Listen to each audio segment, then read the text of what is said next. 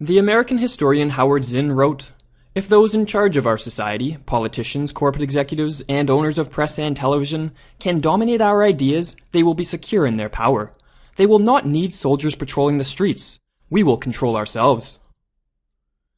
In this day and age, we are exposed to enormous amounts of propaganda, some of which is used for the purpose of manipulating us into thinking and acting in ways which only further the interests of small minorities. The purpose of this lecture is to examine propaganda and communicate information which will hopefully enable individuals to arm themselves against the dangerous effects of propaganda. It should be noted that we will draw largely from the classic work by Jacques Ellul, Propaganda, the Formation of Men's Attitudes. Propaganda can be defined as a type of persuasion tactic which displays three general characteristics. Firstly, propaganda is deliberately made by an individual or group of individuals, called the propagandist, for the purpose of manipulating individuals into adopting certain ideas and behaviors. Secondly, propaganda never presents an issue in a clear and unbiased manner. Instead, propaganda attempts to present one side of an issue as if it were an absolute truth. Adolf Hitler, who with the help of his propaganda minister Joseph Goebbels implemented one of the most massive propaganda campaigns of the 20th century, captured this characteristic with these words: "The function of propaganda is not to make an objective study of the truth and then set it before the masses with academic fairness. Its task is to serve our own right, always and unflinchingly." Finally, propaganda tends to use psychological manipulation tactics and to play on the emotions and prejudices of individuals so as to convince them that the idea, action, or attitude they adopted was one they chose through their own personal volition. This last feature of propaganda is what can make it especially dangerous. Jacques Ellul provided a chilling description of the individual whose personality has been thoroughly molded by propaganda. When he recites his propaganda lesson and says that he is thinking for himself, when his eyes see nothing and his mouth only produces sounds previously stenciled into his brain, when he says that he is indeed expressing his judgment, then he really demonstrates that he no longer thinks at all, ever, and that he does not exist as a person. It should be noted that as a persuasion tactic, propaganda is value neutral, or in other words, neither good nor bad. The 20th century propaganda theorist Howard Laswell wrote that propaganda as a tool is no more moral or immoral than a pump handle. While propaganda is merely a tool, moral judgments can be made regarding the ends for which propaganda is used, and it is because propaganda has so often been used for nefarious purposes that today it is widely considered as evil in and of itself.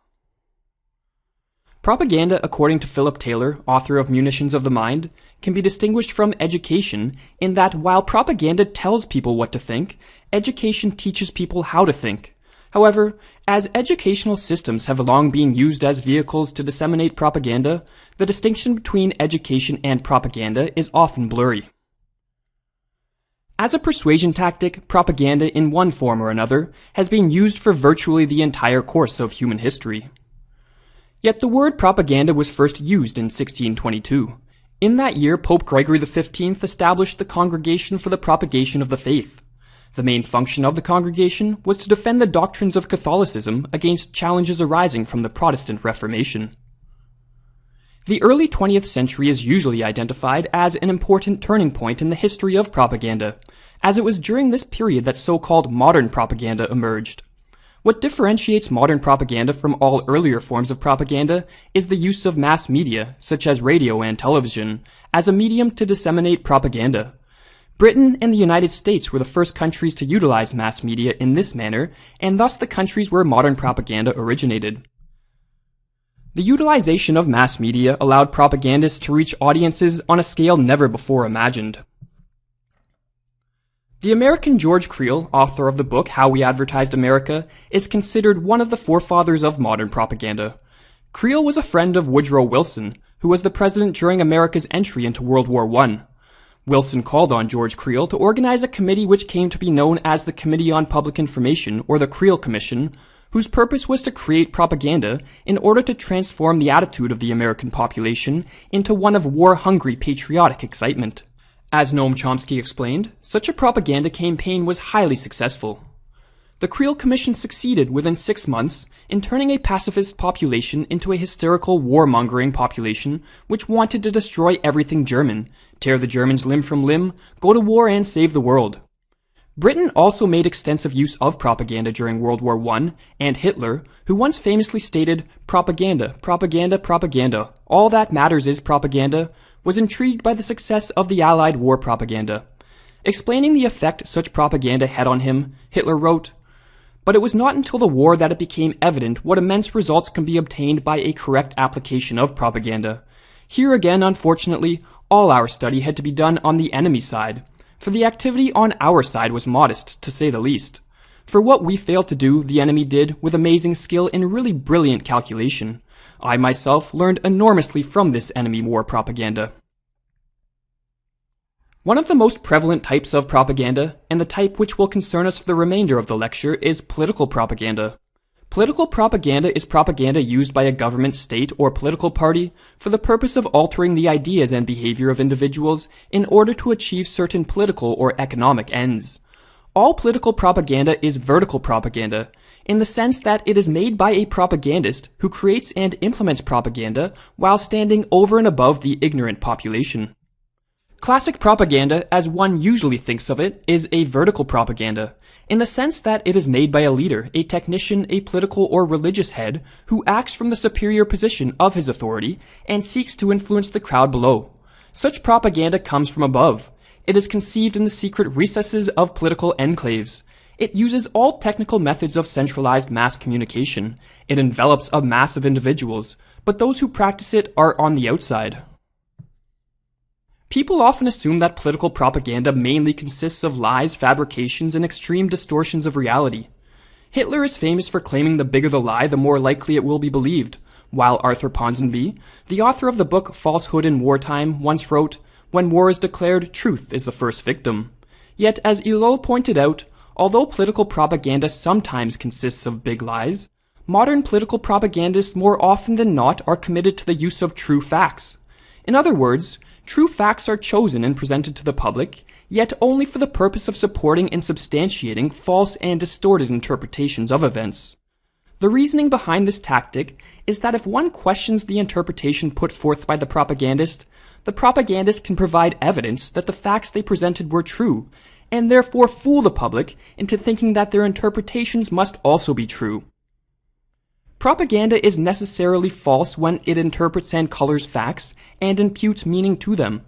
It is true when it serves up the plain fact, but does so only for the sake of establishing a pretense and only as an example of the interpretation that it supports with that fact. Another common misconception about political propaganda is the belief that the masses would be better off without it. While such a view seems fairly sensible, Ellul thoroughly disagreed with it.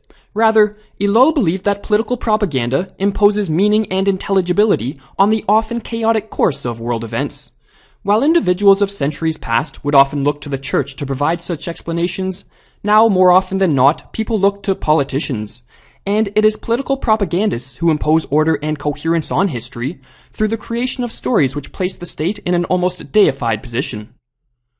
Propaganda eliminates anxieties stemming from irrational and disproportionate fears, for it gives man assurances equivalent to those formerly given him by religion. It offers him a simple and clear explanation of the world in which he lives, to be sure, a false explanation far removed from reality, but one that is obvious and satisfying. It hands him a key with which he can open all doors. There is no more mystery. Everything can be explained thanks to propaganda. It gives him special glasses through which he can look at present-day history and clearly understand what it means. It hands him a guideline with which he can recover the general line running through all incoherent events. Now the world ceases to be hostile and menacing. To conclude this lecture, we will consider the role of propaganda in modern-day democracies. A democracy is based on the notion that the voting population has influence on the policies which a government implements. However, Ellul proposed that modern propaganda has given democratic governments the power to desecrate the democratic process by increasingly deciding on policies independent of the voting population. After policies have been created by those in positions of power, propaganda is then used to shape public opinion and manipulate the voting population into desiring exactly what the government has already decided to do. The point is to make the masses demand of the government what the government has already decided to do. If it follows this procedure, the government can no longer be called authoritarian, because the will of the people demands what is being done. As Ellul warned, when a democratic government uses propaganda to convince the masses to want what it has already decided to do, in reality a democracy no longer exists. Once democracy becomes the object of propaganda, it also becomes as totalitarian, authoritarian, and exclusive as dictatorship. With his critique of modern democracy, Ellul was in no way attacking it solely for the sake of discrediting it, nor, in his analysis of propaganda, was he belittling the modern individual who he thought to be a willing victim of propaganda. On the contrary, as he explains in the following passage, Ellul thought that to warn one of the dangers which propaganda poses both to society and the individual is of the greatest service to mankind. For it is only when a danger is recognized as a danger that mankind can fight against it. To warn a political system of the menace hanging over it does not imply an attack against it, but is the greatest service one can render the system. The same goes for man. To warn him of his weakness is not to attempt to destroy him, but rather to encourage him to strengthen himself. I insist that to give such a warning is an act in the defense of man, that I am not judging propaganda with Olympian detachment, and that having suffered, felt, and analyzed the impact of the power of propaganda on myself, I want to speak of it as a menace which threatens the total personality.